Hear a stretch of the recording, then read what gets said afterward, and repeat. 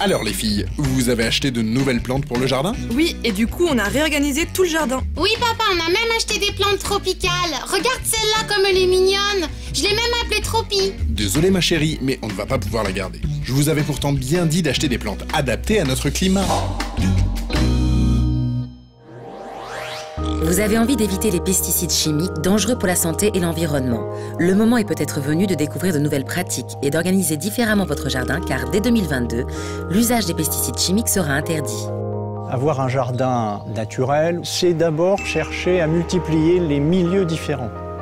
Avoir des espaces un peu secs, d'autres au contraire un peu humides, une lisière entre les arbustes et la pelouse, un espace de prairie, une petite mare. Voilà autant de milieux qui vont pouvoir être colonisés par des plantes horticoles ou naturelles. Quand on organise son jardin, l'une des recommandations est de veiller que chaque plante soit bien adaptée à son univers. On a des régions tempérées, des régions froides, on a des régions très sèches.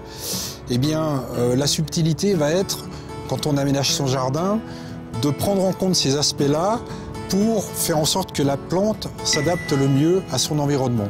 Donc si on suit ces préconisations d'intégration de la plante, tant au niveau du sol que du climat, eh bien vous allez avoir des plantes qui vont avoir un développement tel qu'elles vont être fortes, elles vont être résistantes aux agresseurs. Vous n'aurez pas besoin de faire de traitement chimique parce que la plante a mis en place un système immunitaire naturel.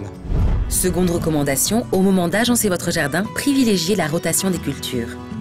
Si vous plantez d'une année sur l'autre un plant de tomate toujours au même endroit dans votre potager, vous vous exposez à transmettre des maladies d'une année sur l'autre à la même plante.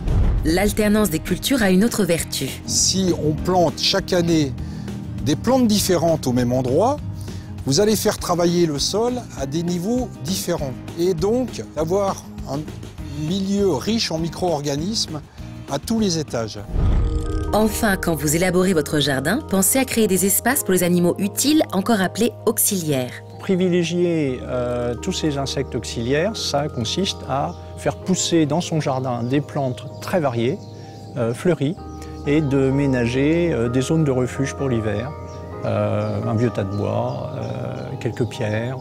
Pour les animaux utiles, j'essaie de conserver des espaces non cultivés. Mais j'ai aussi, pour d'autres types d'animaux, un tas de compost qui ressemble un peu à un talus. Je fais un tas de feuilles de manière à ce que d'autres animaux puissent vivre dans ces différents endroits. Alors bien sûr, on va me dire que si je protège les animaux utiles, je protège aussi les ravageurs des cultures, bien sûr, puisque les limaces et les escargots, en fait, tout le monde va se cacher là-dedans. Mais entre eux, il se crée un équilibre. Avoir un jardin vivant, quelque part, c'est aussi une grande satisfaction, on va dire, morale, puisqu'on se dit, on a un coin où il y a des plantes qui vivent, des animaux qui vivent tranquillement.